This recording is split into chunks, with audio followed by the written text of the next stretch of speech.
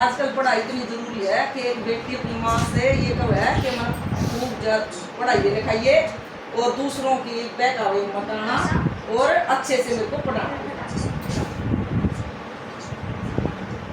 मेरा इतना कहना पुगाइए मेरी माँ, मन पढ़न बैठाइए मेरी माँ। मेरा इतना कहना पुगाइए मेरी माँ, मन पढ़न बैठाइए मेरी माँ। माँ का दर्जा हो राम बराबर, माँ का दर्जा हो राम बराबर। तू इसका शाही ना लाइए मेरी माँ, मन पढ़न बैठाइए मेरी माँ। तू इसका शाही ना लाइए मेरी माँ, मन पढ़न बैठाइए मेरी माँ। मेरा इतना कहना पुगाइए मेरी माँ, मन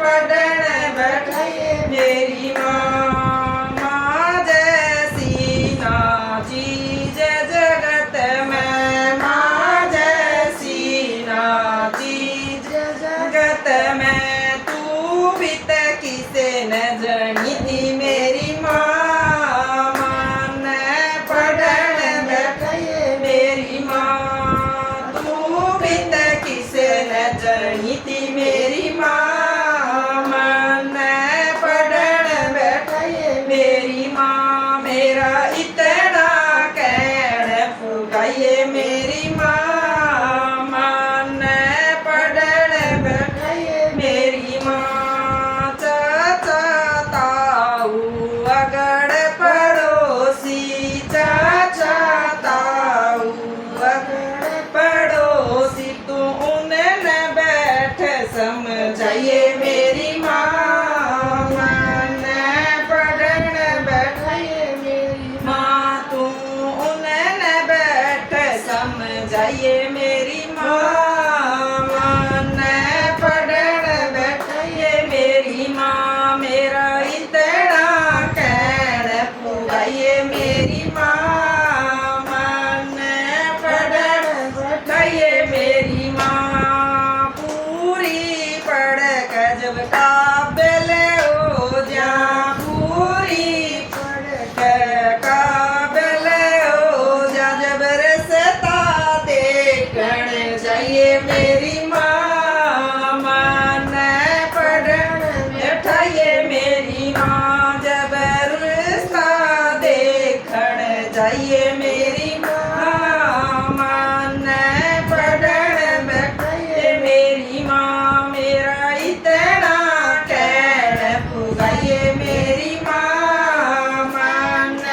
पढ़न बैठाइए मेरी माँ। जब मेरा रास्ता ढूंढने चालो, जब मेरा रास्ता ढूंढने चालो।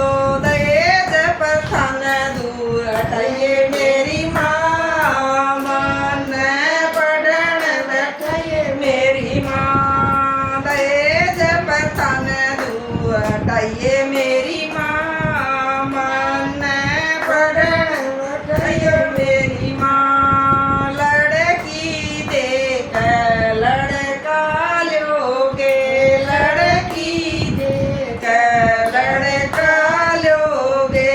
तमनत नानी चल खाइयो मेरी माँ, मन पढ़न बैठाइए मेरी माँ। तम मत नानी चल खाइयो मेरी माँ, मन पढ़न बैठाइए मेरी माँ। मेरा इतना कहना पुगाइयो मेरी माँ, मन पढ़न बैठाइयो मेरी माँ। कैसा लगा? सारी माएँ अपनी बेटियों को पूरा पढ़ाओ और दहेज प्रथा को दूर भगाओ।